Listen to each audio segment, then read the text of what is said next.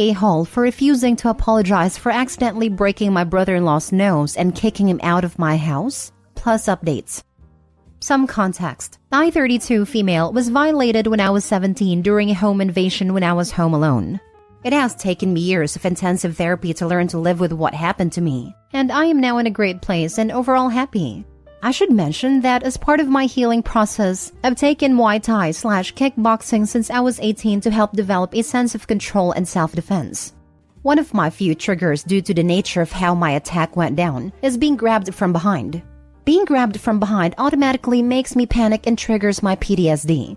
All my close friends and family are aware of this. They don't all know the reason behind the fear, they just know not to do it, including my brother-in-law. Now, on to the AITA part. Last week, I hosted a get-together with a couple of family and friends at my home. My brother-in-law, 29 male, has always been something of a prankster/jokester. In the 5 years that he and my sister have been together, we have gotten along fairly well, and his prankster ways has never been an issue since he's never really directed them towards me. At one point during the evening, I went upstairs to change. My brother-in-law thought it would be hilarious to scare me as a prank. While heading back downstairs in the hallway, he came out of the guest room and grabbed me from behind.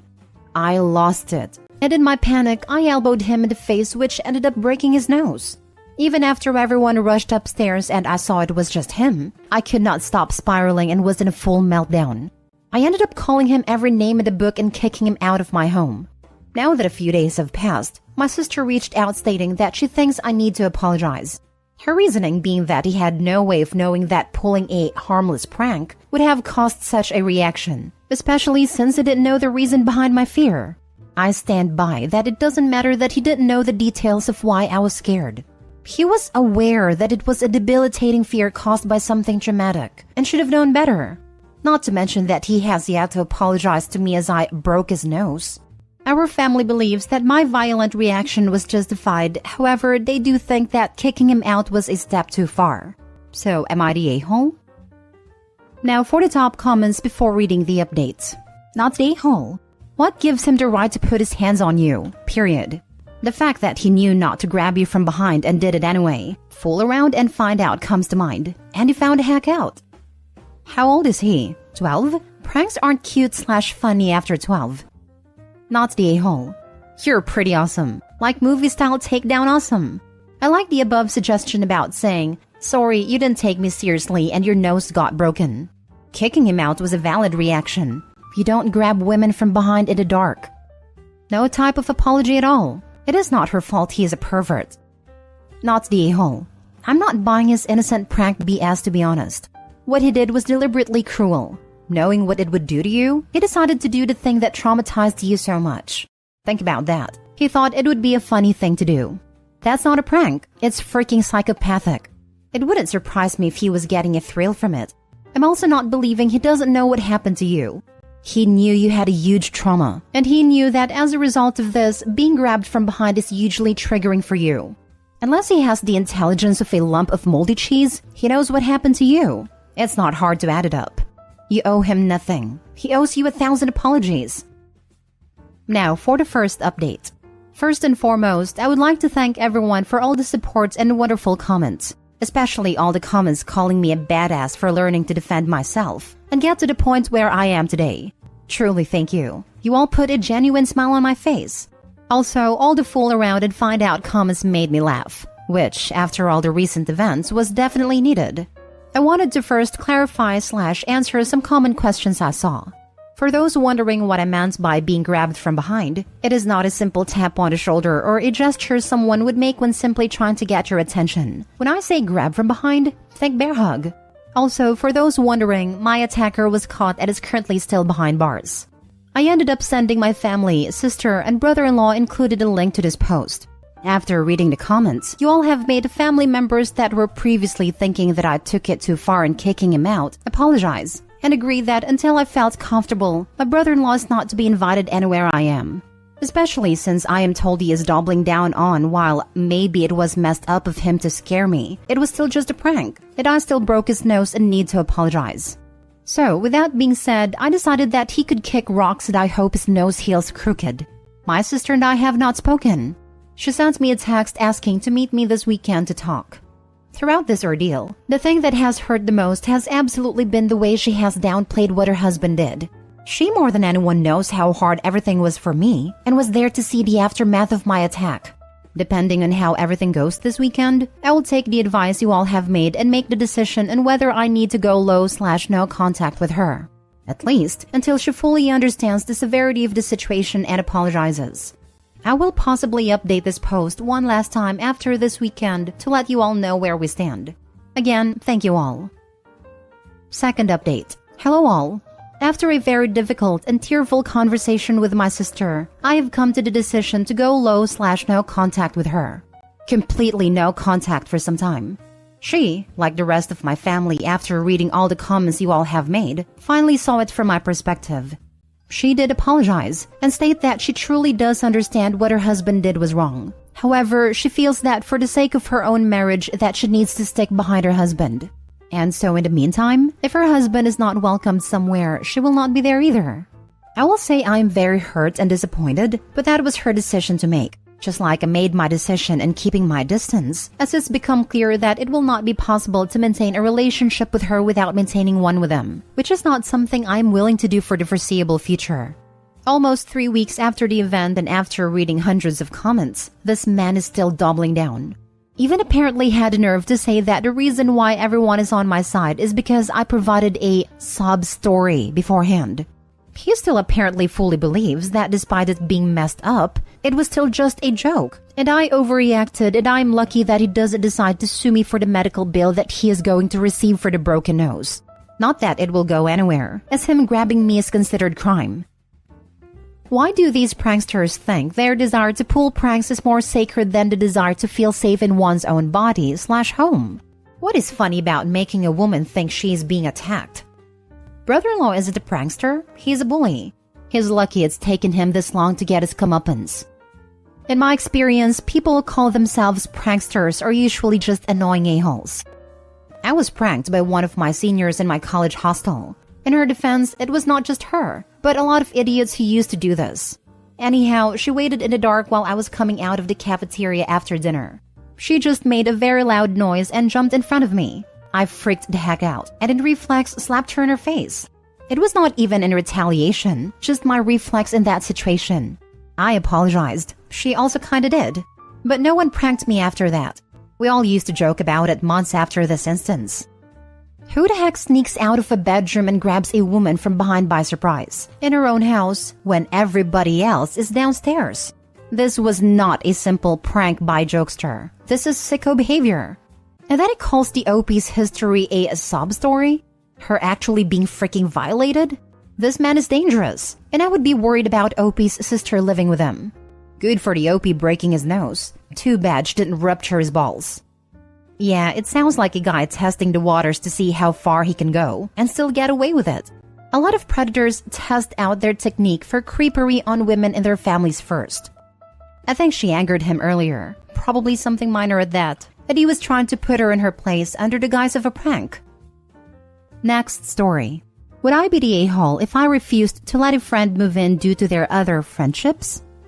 Academic year 2019 to 2020. Whilst doing my master's degree, I, 26 female, lived in a flat where I was viciously bullied and gaslit. It put me in an extremely dark place mentally, and I'm still in therapy due to this.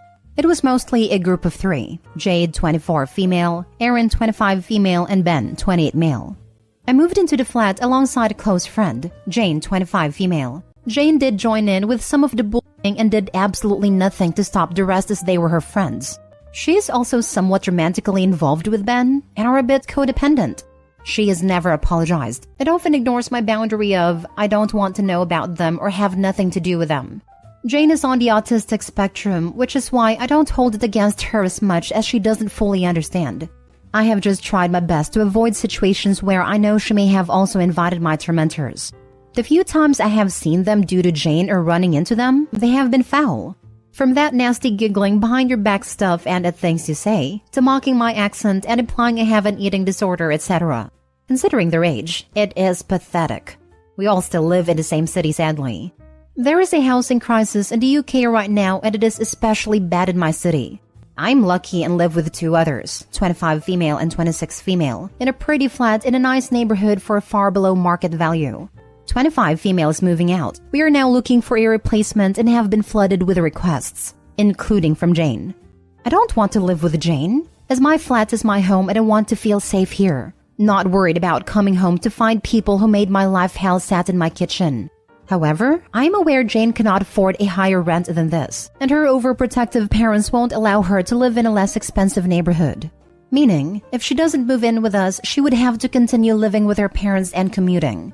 I know living with her parents would be bad for her mental health, as they treat her like a child still. All factors considered, would I be the a-hole if I told Jane she couldn't move in due to her close friendship with people who I feel deeply uncomfortable with, and quite frankly scared of? Now for the comments. Not the a-hole. You don't have to tell Jane anything other than she can't move in. Her life and situation is not your problem, and you need to prioritize your own living situation first. Jane made her choices, and she chooses to remain friends with these horrible people. She has consistently chosen them over you, and through her choices, she has excluded herself from ever living in your space again. Not the a-hole. Absolutely this. You need to come first in your life. And by the way, in my opinion, autism is not an excuse for bad behavior. However, the diagnosis/condition does create a need for Jane to learn how to temper her words and actions. Always easier said than done, I know. Her parents or caregivers/caseworkers should have been ahead of the curve on this years ago. Not the a-hole. You deserve to be comfortable in your own home.